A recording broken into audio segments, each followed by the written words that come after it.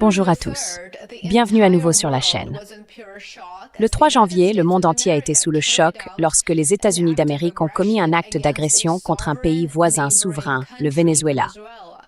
Les États-Unis ont enlevé, kidnappé son président, Nicolás Maduro, ainsi que son épouse, et ont mené des frappes sur Caracas. Il semble désormais que l'appareil de sécurité vénézuélien ait été impliqué dès le tout début, si l'on en juge par le fait qu'aucun coup de feu n'a été tiré pour défendre Maduro. De plus, les États-Unis disposaient d'une supériorité aérienne totale, comme en témoignent de nombreuses vidéos en ligne. Des hélicoptères américains ont survolé Caracas sans avertissement, sans qu'aucune défense aérienne vénézuélienne n'intervienne.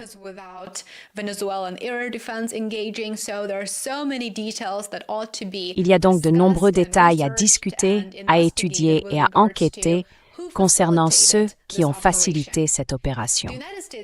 Les objectifs des États-Unis sont bien sûr bien connus: couper le Venezuela de la Chine et de la Russie, ainsi que prendre le contrôle de ses vastes ressources naturelles.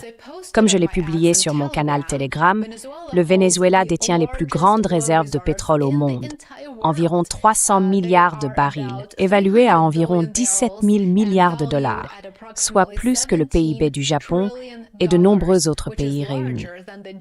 Les États-Unis sont désormais en train de coloniser effectivement le Venezuela. Trump a déclaré que les États-Unis dirigent le Venezuela, tandis que de grandes compagnies pétrolières américaines, en réalité ses donateurs, s'y installent et exploitent les ressources du pays.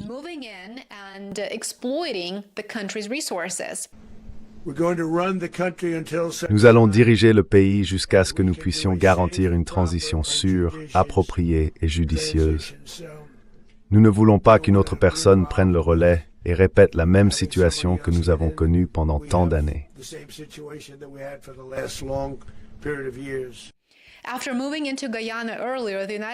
Après s'être implanté plus tôt au Guyana, les États-Unis supervisent désormais effectivement plus de la moitié des réserves mondiales de pétrole brut, ce qui confère à Washington un immense levier politique et économique. Et c'est précisément sur cela que nous allons nous concentrer dans la vidéo d'aujourd'hui. Le changement de régime, bien sûr, n'apporte pas la démocratie. Soyons clairs, il n'apporte pas la paix. Regardez la Libye, avec ses marchés d'esclaves ouverts après que le régime de Kadhafi a été renversé par les puissances occidentales. La Libye était autrefois un pays africain relativement prospère. Aujourd'hui, c'est un État en faillite. Ainsi, le changement de régime engendre la guerre civile. Il apporte le chaos et la violence.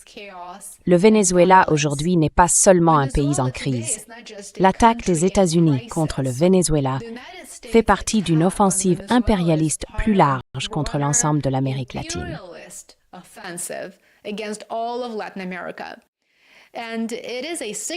Et c'est le signe d'un bouleversement géopolitique bien plus vaste.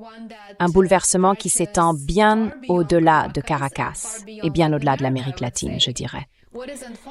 Ce qui se déroule n'est pas simplement un changement de gouvernement ou un acte d'agression contre un dirigeant isolé.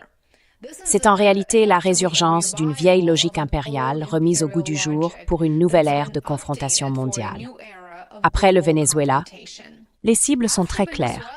Le Nicaragua et Cuba seront les prochains, probablement l'Iran aussi, si l'on regarde plus largement. Le changement de régime est devenu une composante de la politique étrangère des États-Unis. Son objectif est d'installer des gouvernements marionnettes dociles à travers l'Amérique latine et au-delà, bien sûr. Ces mêmes gouvernements qui vendront les biens nationaux à Wall Street et s'aligneront sans condition et sans difficulté, pour la bonne somme d'argent, sur les intérêts de Washington, au mépris des intérêts de leur propre population.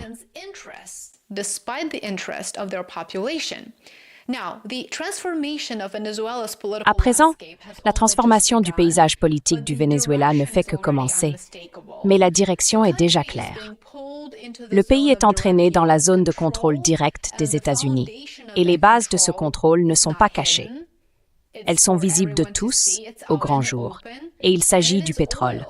Non pas du pétrole comme source de profit rapide, ni comme gain à court terme, mais du pétrole comme instrument de pouvoir, comme levier, comme arme stratégique dans un monde où l'énergie soutient encore la puissance militaire, où elle alimente encore la capacité industrielle et bien sûr l'influence géopolitique. Le président Trump lui-même l'a clairement indiqué en affirmant que de grandes entreprises américaines dépenseraient des milliards pour reconstruire l'infrastructure pétrolière du Venezuela.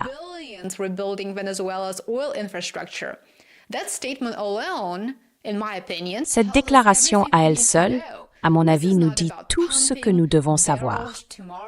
Il ne s'agit pas de pomper des barils demain et d'encaisser la semaine prochaine.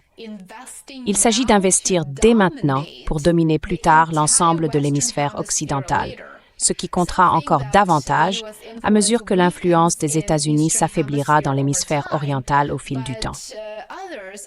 Mais d'autres soutiennent que le fait de disposer de ressources pétrolières pratiquement illimitées permet aux États-Unis de faire preuve d'agressivité envers des États souverains à l'avenir, comme l'Iran par exemple.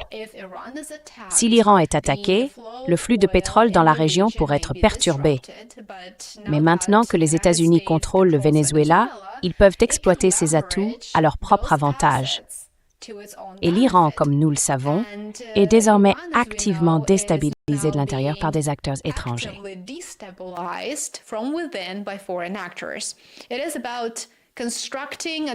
Il s'agit de construire un levier énergétique. Contrôler le Venezuela revient à créer un levier que l'on peut actionner au moment précis où les conditions mondiales le rendent le plus efficace et le plus favorable à Washington. Les réserves de pétrole du Venezuela sont au cœur de ce calcul. Même selon des estimations prudentes, comme je l'ai mentionné plus tôt, le pays repose sur près de 300 milliards de barils de pétrole. En réalité, plus que l'Arabie saoudite et bien plus que la Russie. L'ironie, cependant, c'est que les États-Unis n'ont même pas besoin du pétrole vénézuélien pour leur propre consommation intérieure. L'Amérique reçoit déjà environ la moitié de ses importations de brûlures du Canada, avec jusqu'à 4 millions de barils par jour qui descendent vers les États-Unis.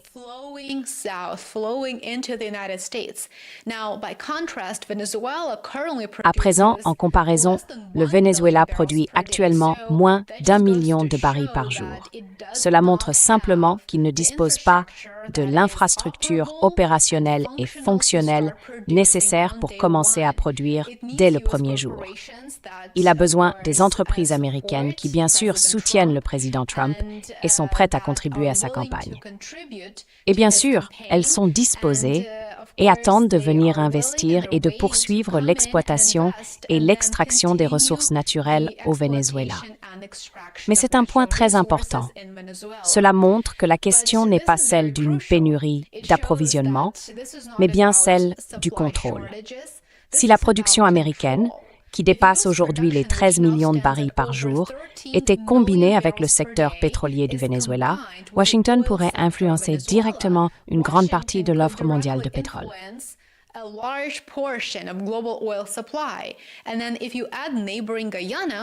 Et puis si l'on ajoute le voisin, le Guyana, où l'influence américaine est déjà en pleine expansion, le tableau devient encore plus clair. Avec des investissements suffisants, non pas de quelques milliards, mais de dizaines de milliards de dollars, les États-Unis pourraient façonner l'avenir des marchés mondiaux de l'énergie.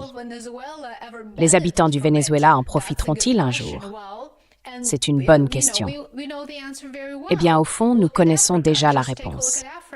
Regardez l'Afrique. Regardez simplement l'Afrique. Elle a été exploitée par les puissances occidentales pendant des siècles. Le schéma de cette extraction, de cette exploitation, est un cycle qui se répète.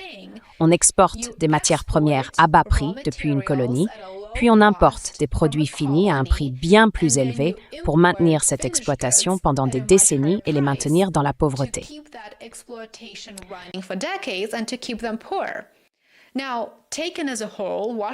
Pris dans son ensemble, Washington pourrait finir par exercer une influence sur près de 40% des réserves mondiales de pétrole.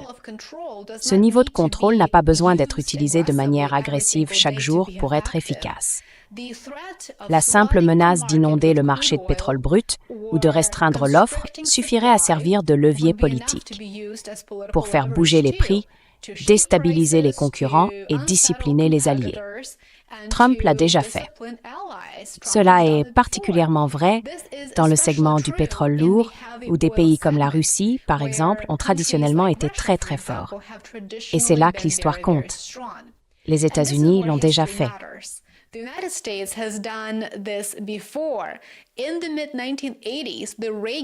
Au milieu des années 1980, l'administration Reagan, qui collaborait alors étroitement avec l'Arabie saoudite, a contribué à faire baisser les prix du pétrole, ce qui a infligé de graves dommages économiques à l'Union soviétique. Ce scénario n'a pas été oublié. Le contrôle du pétrole vénézuélien offre à Washington un mécanisme similaire, actualisé bien sûr, pour les réalités du XXIe siècle. Il y a aussi un aspect intérieur que j'aimerais mentionner dans cette vidéo. Les raffineries américaines, situées le long du golfe du Mexique, sont idéalement placées pour traiter le pétrole brut lourd du Venezuela. Une logistique plus courte signifie des marges plus élevées pour les entreprises américaines, ce qui veut dire que les donateurs de la campagne de Trump seront très bien servis.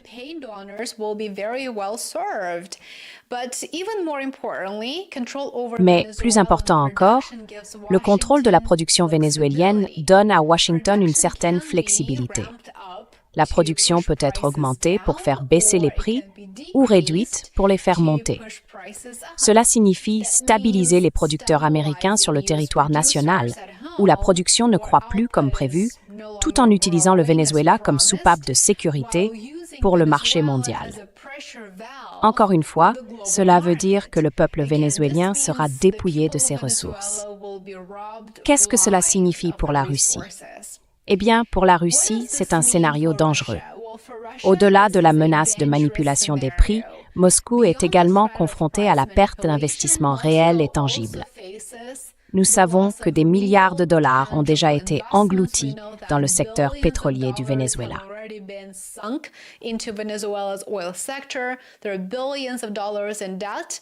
Il reste des milliards de dollars de dettes impayées que le Venezuela doit encore à la Russie. Et le contrôle du Venezuela représente un levier, non seulement sur les marchés, mais aussi sur les engagements passés et les risques financiers liés à la production pétrolière. Quant à la Chine, la question est également intéressante. Elle est directement menacée, bien que d'une manière différente. Washington pourrait tout simplement bloquer les exportations de pétrole vénézuélien vers la Chine, ce qui obligerait Pékin à trouver d'autres sources d'approvisionnement et cela renforcerait probablement sa coopération énergétique avec la Russie. Mais les États-Unis pourraient aussi trouver une autre voie pour gérer la situation. Ils disposent d'une autre option.